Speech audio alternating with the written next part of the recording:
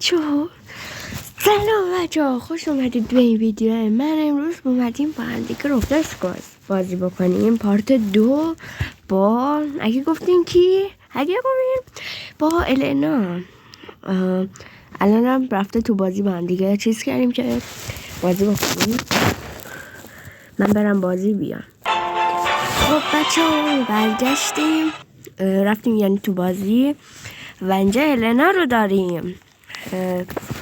خب 99 چی؟ خب بلش کن، میگه بپر. خب بریم بازی شروع بکنیم. بس بگم بریم.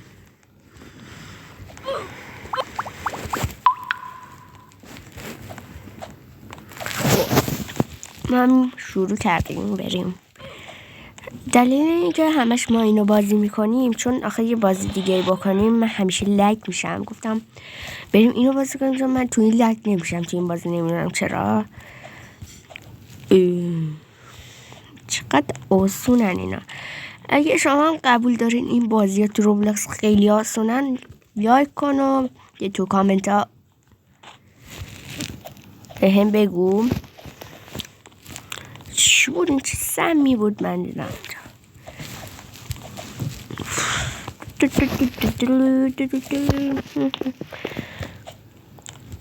آقا ما بریم تا اونجا بیایم. آقا اونجا یه سمی بود رد شدیم و من الان باید برم. النا اونجا هستش که نزنه و خب اینو حالا بزنیم که یارو نیاد. خب بریم یا اول فاز. نه رو دیگه بابا. ای بابا اینا که همش بزن گاو میره. بزن من حالا برم. اومدم. خب یا اول فاز اینجا رو. خب بچه من فکر کنم بیافتم. من اینجا نمیتونم. اگه خدا بخواد رفتم. پشما ماجی رفتم. اینجا بریم. نه من ریدم تو این زندگی. هی آقا ما بریم بیایم. آقا ما برگشتیم. اون بازی اصلا ولش کن، یه جوری مردیم.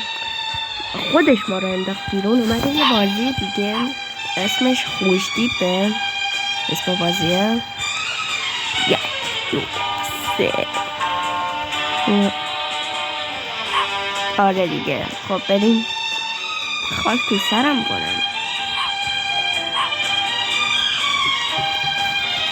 خوشتیپ اسم بازی خوشتیپه. من انتخاب نشم، اون انتخاب کرد. شاید باورتون نشه.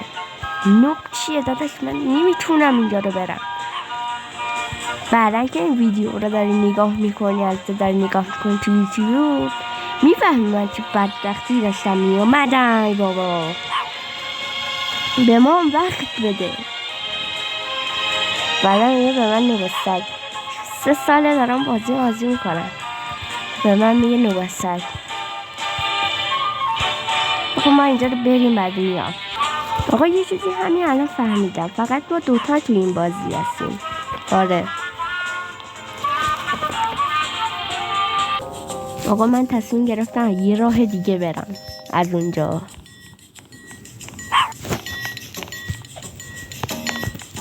بچی ریدم تو اون پارکورم. آقا الان بهش میگم بیا پایین.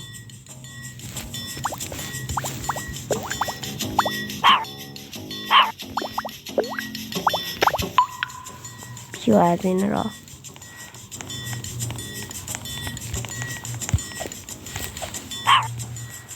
اوه اینجا هم دارم گن میزنم. آقا من برم ببینم میتونم اینجا رو برم.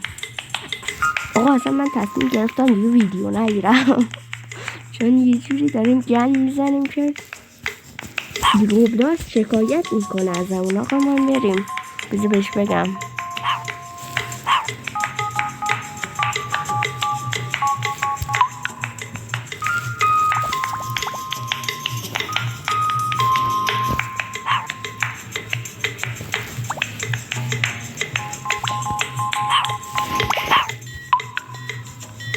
بچه ها هم اشتباه نوشتم. آره دیگه حالا آقا ولش کن اصلا خداحافظ.